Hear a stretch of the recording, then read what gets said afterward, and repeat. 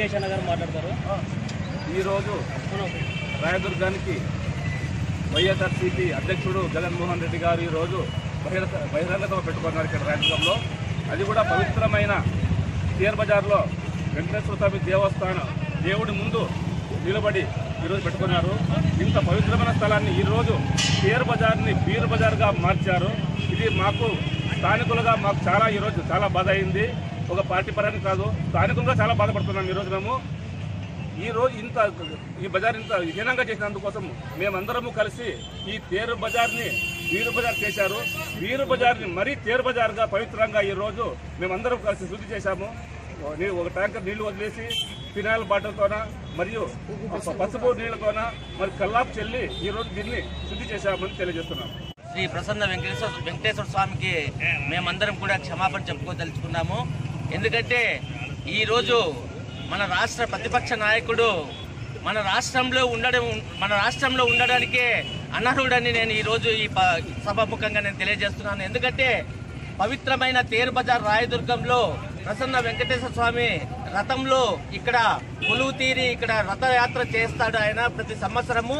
అటువంటి స్థలాన్ని ఈరోజు తేరు బజార్ అని పేరు పడిన ఈ రోడ్డుని బీరు బజార్గా ఆయన ప్రసంగాన్ని ప్రజలకు చూపించడానికి బీరు రోడ్డుగా మార్చివేసి ప్రజలకు ఏ సంకేతం ఇస్తున్నాడో ఈరోజు జగన్మోహన్ రెడ్డి చెప్పాలి మనకు.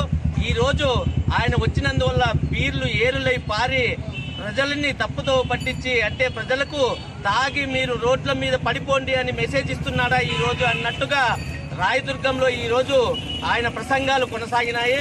ఈరోజు రాష్ట్రంలో చంద్రబాబు నాయుడు గారు ఎన్నో అభివృద్ధి కార్యక్రమాలు ప్రజల్ని ఎంతో సుఖంగా వాళ్ళు ఒక భరోసా కలిగిన జీవనం గడపడానికి ఎన్నో కార్యక్రమాలు చేపడుతున్నారు. కానీ జగన్మోహన్ రెడ్డి మాత్రము ఈరోజు రాయదుర్గంలో మందు ప్రవహించి ఈరోజు రాయదుర్గం ప్రశాంతమైన రాయదుర్గం అని భయాందోళన గురి చేసేలాగా ఈరోజు ఆయన మీటింగ్ పెట్టి తేరు బజార్ని అసహ్యంగా తయారు చేసి ఈరోజు ప్రతి మనిషి కూడా తాగి డివైడర్స్ లో పడిపోయి ఇక్కడ చెట్లు నాటారు. మొన్నటనే డివైడర్స్ వేసి చెట్లు కూడా పూర్తిగా పీకి పారేసి ప్రకృతిని పర్యావరణాన్ని చెడపడానికి మన ఈ రాష్ట్ర ప్రతిపక్ష నాయకుడు దోహదపడినాడు. కాబట్టి మేము ఈ రోడ్డులో నిజంగా ఖండిస్తున్నాము.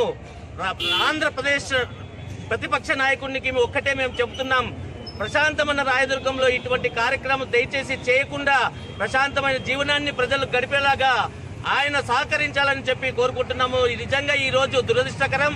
మరొక్కసారి ప్రసన్న వెంకటేశ్వర స్వామికి భవిష్యత్తులో ఇటువంటి కార్యక్రమాలు జరగకుండా చూసుకోవడానికి మేము అన్ని వేళ కృషి చేస్తామని చెప్పి వెంకటేశ్వర స్వామికి క్షమాపణ చెబుతూ ఈ రోజు ప్రజలకు కూడా ఒకటి చెప్తున్నాం, ఇలాంటి నాయకులు మనకి అవసరమా?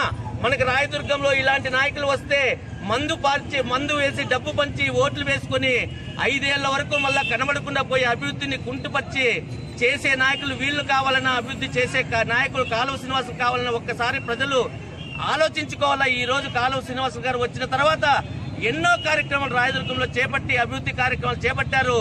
మనం కాలువ శ్రీనివాసం గారిని బలపరిచి మరొక్కసారి మనకు రాయదుర్గం ఎమ్మెల్యేగా కాలువ శ్రీనివాసం ఎన్నుకొని ముఖ్యమంత్రిగా చంద్రబాబు నాయుడు గారు చేసుకుంటే ప్రజలందరూ సుఖంగా భరోసా కలిగిన జీవనాన్ని గడపడానికి అవకాశం ఉంటుందని ఈ పత్రికా ముఖంగా నేను తెలియజేస్తున్నాను.